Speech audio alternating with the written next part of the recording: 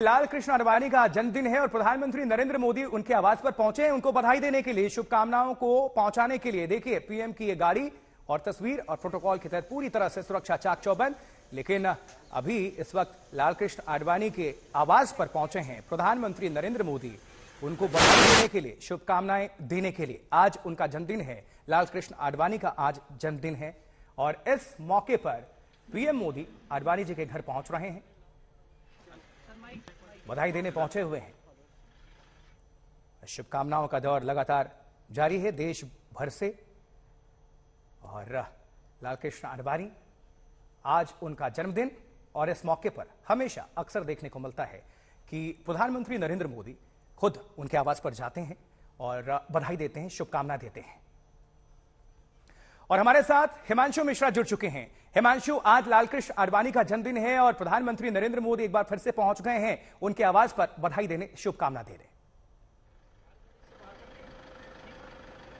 देखिए बिल्कुल, लाल कृष्ण आडवाणी आज जो है 95 वर्ष के हो गए और 96वां उनका जो है जन्म दिवस है और उस मौके पर प्रधानमंत्री नरेंद्र मोदी उनको बधाई देने पहुंचे हैं। और जब भी लाल कृष्ण आडवाणी का बर्थडे होता है तो प्रधानमंत्री नरेंद्र मोदी इसी क्रम में हर साल उनसे मुलाकात करने आते हैं। और एक और खास बात बता दूं आशुतोष की आज कैबिनेट की बैठक होनी थी जिसको देर शाम 4:30 बजे किया गया है, यानी कि प्रधानमंत्री नरेंद्र मोदी के शेड्यूल में पहले से ही था कि लाल कृष्ण आडवाणी का जन्मदिन है तो सुबह सुबह उनको बधाई देने के लिए उनको जाना है और इसीलिए कैबिनेट को भी रीशेड्यूल किया गया। और सबसे बड़ी बात यह है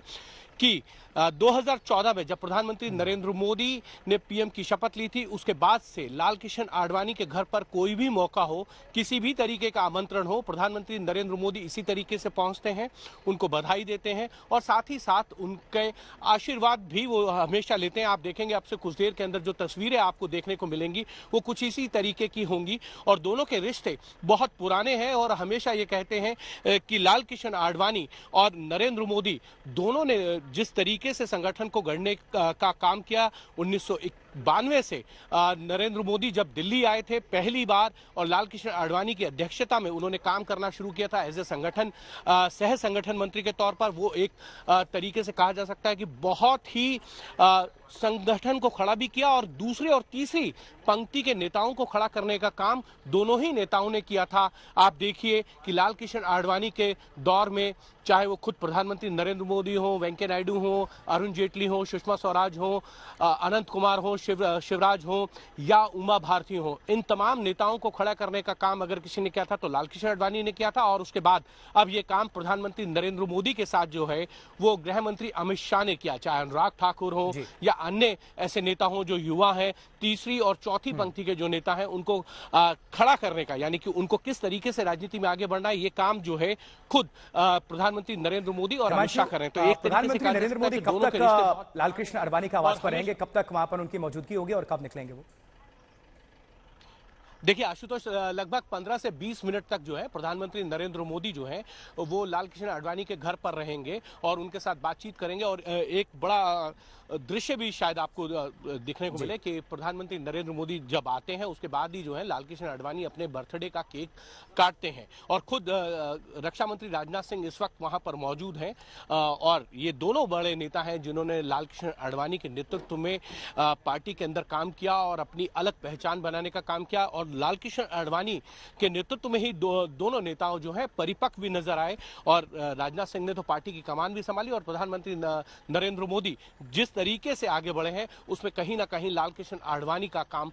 ये कह सकते हैं कि साथ। हिमांशु, ये तस्वीरें भी आ गई हैं, दर्शकों को दिखा रहे हैं, रक्षा मंत्री राजनाथ सिंह के साथ उनकी मौजूदगी है और फूल देकर अभिवादन कर रहे हैं, स्वीकार कर रहे हैं। लाल कृष्ण आडवाणी के साथ उनकी मौजूदगी है, शॉल उड़ाया है रक्षा मंत्री राजनाथ सिंह ने भी। प्रधानमंत्री नरेंद्र मोदी की वहां पर मौजूदगी है और उनको बधाई देने, शुभकामनाएं देने पहुंचे। और जैसा कि आप हिमांशु बता रहे हैं कि केक का भी इंतजार हो रहा था कि कब पीएम आए और केक काटें, किस तरह से और कुछ अगर तस्वीरें निकल पा रही हो और जानकारी मिल पा रही हो तो आप दर्शकों को बताएं हिमांशु। देखिए, अब से कुछ देर के अंदर मुझे लगता है कि केक सेरेमनी होगी और केक काटा जाएगा और प्रधानमंत्री नरेंद्र मोदी के साथ मिलकर ही जो है लाल कृष्ण आडवाणी हमेशा केक काटते हैं। पिछले 8 सालों से ये क्रम है। मैं एक और चीज बता दूं कि लाल कृष्ण आडवाणी जो है वो 20 साल की उम्र में उन्होंने हिंदी बोलना सीखा था। उससे पहले उन्हें अंग्रेजी बोलना और अंग्रेजी ही लिखना आता था। जब वो पार्टी के संगठन के काम करने आए, कराची से आजादी के बाद आए, उसके बाद से उन्होंने हिंदी को सीखना शुरू किया और एज ए संगठन में काम करते करते उन्होंने हिंदी में ही अपनी बोलचाल भी शुरू की और हिंदी लिखना भी शुरू किया। तो एक तरीके से लाल कृष्ण आडवाणी संगठन में अगर देखा जाए तो 1957 से लगे हुए हैं और उन्होंने संगठन की बागडोर को हमेशा संभाला। जब भी पार्टी को जरूरत पड़ी लाल कृष्ण आडवाणी उस पर खड़े हुए और भारतीय राजनीति के अंदर अगर कहा जाए कि सबसे महत्वपूर्ण पड़ाव था जो है जब उन्होंने रथ यात्रा निकाली, राम जन्मभूमि के नाम पर उन्होंने रथ यात्रा निकाली और राजनीति का एक तरीके से कह सकते हैं कि वहां से परिदृश्य जो बदला, उसके बाद से भारतीय जनता पार्टी को निश्चित तौर पर हिमांशु आप नजर बनाकर रखें। आपका दोबारा हम रुख करेंगे हिमांशु, और ये तस्वीरें हम आप सभी को दिखा रहे हैं किस तरह से लाल कृष्ण आडवाणी का जन्मदिन है और प्रधानमंत्री नरेंद्र मोदी की वहां पर मौजूदगी है।